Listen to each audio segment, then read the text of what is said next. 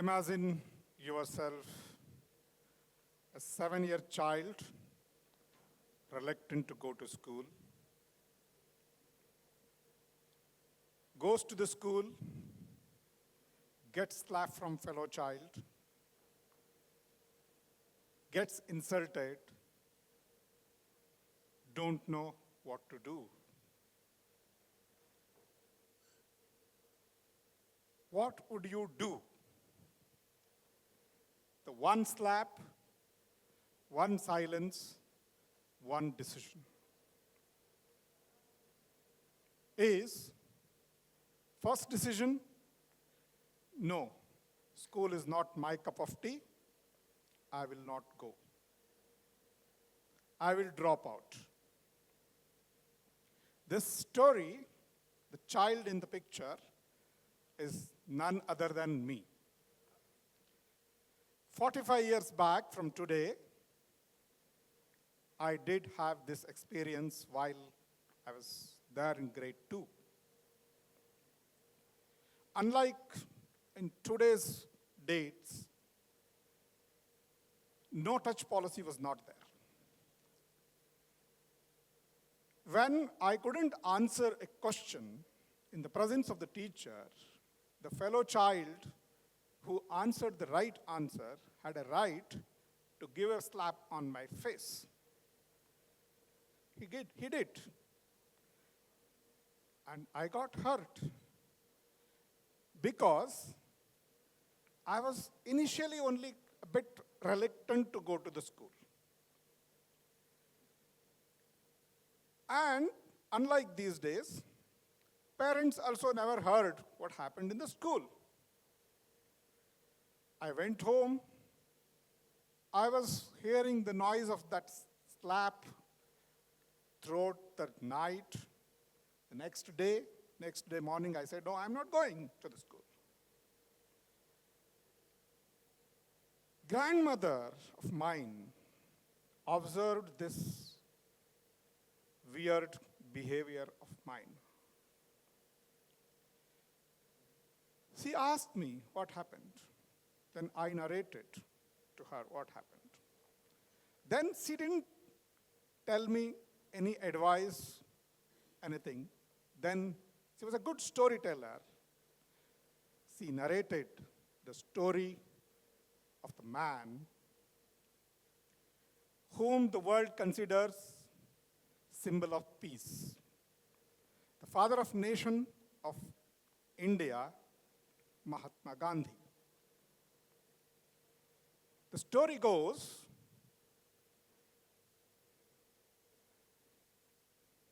Gandhi was born in pre-independence period, as you all know. As an Indian child, he had his own insults, shocks during his childhood. That made him to think, to combat the situation, he should study equivalent to the British who were ruling the India then. So he decided, I should study hard and go to London, study the law, and challenge them. So he landed in London to study the barrister course. But agony didn't end. He had to face a lot of problems, shocks there also because of his color. But he sustained everything. Restrained. His strength was restrained. And he had a lot of patience. That made him to be a Mahatma.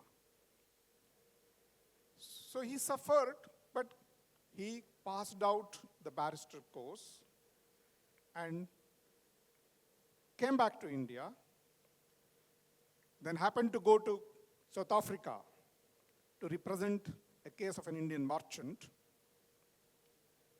South Africa also was a colonized country then. Though he was a barrister, equally qualified person, he had his own shocks there too.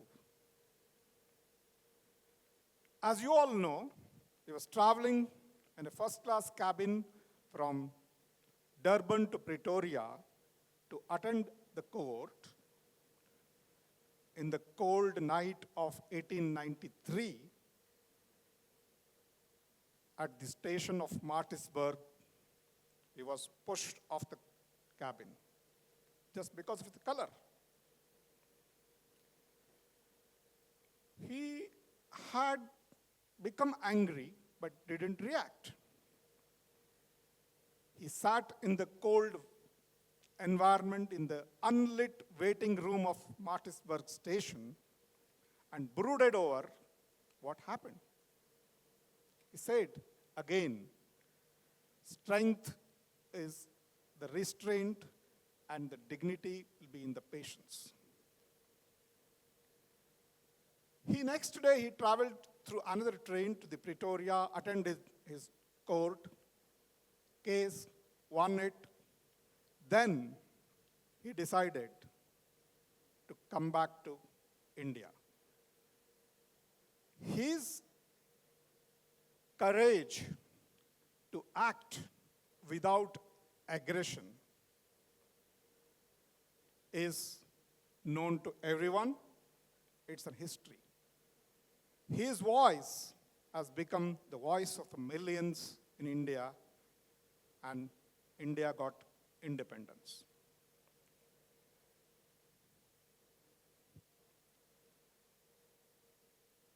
You may think why I'm narrating this 130-plus-year-old story at this moment. It's a different generation. But I say, though world has changed, people haven't changed. The human traits haven't changed.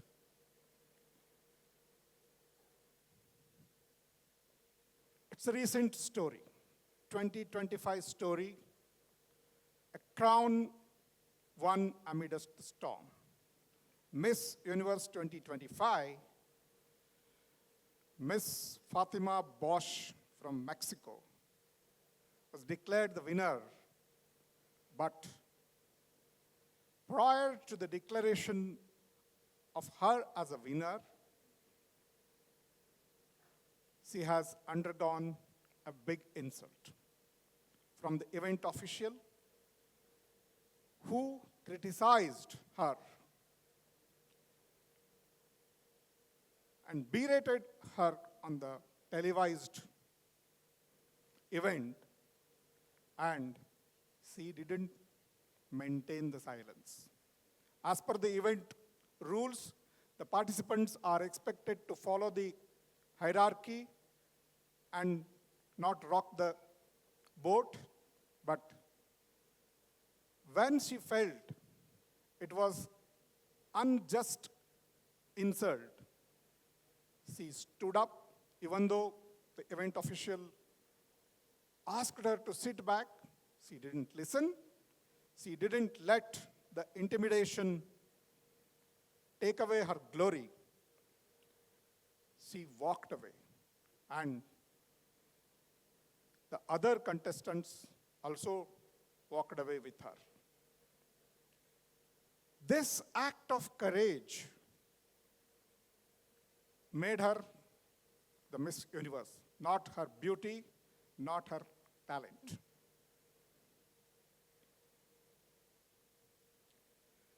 In the present world of Gen Z, the research generally shows a research done by American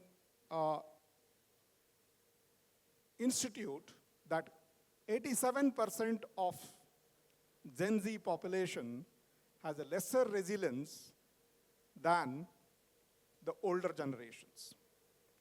But this can be built. So, how this, in this world of instant gratification, the present day, you might have heard many stories wherein people have committed suicide for not getting the required number of likes on social media. So, to fill this gap of 87% less resilience among Gen Z, we should look at the options on how to build the resilience. See, it is like simple thing where starting of a new business, of course you will have initial hurdles. That doesn't mean that you will close down the business. You need to sustain and then flourish. To do that, I would like to give a framework, fuel, how the insults could fuel as an energy.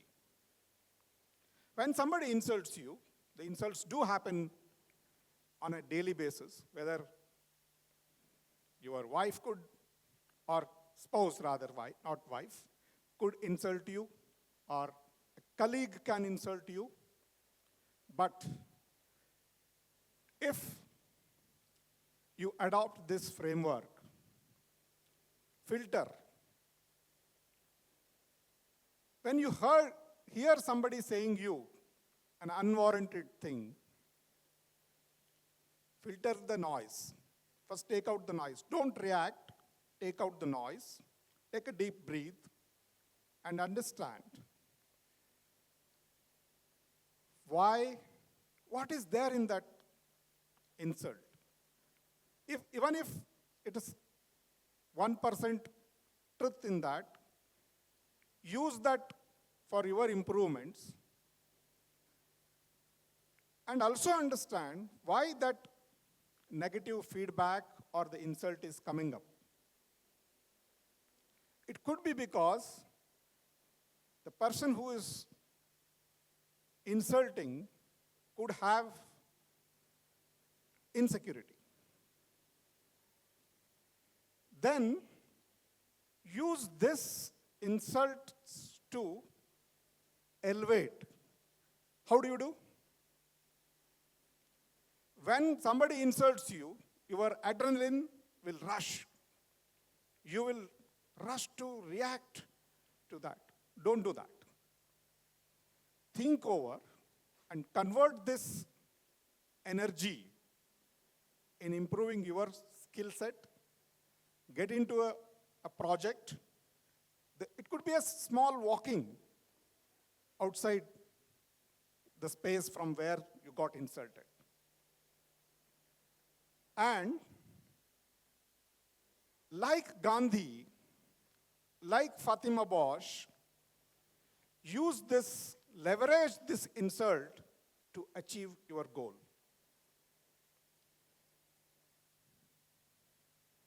I would say insult is like heat. So this can burn your confidence, or this heat energy can fuel your success.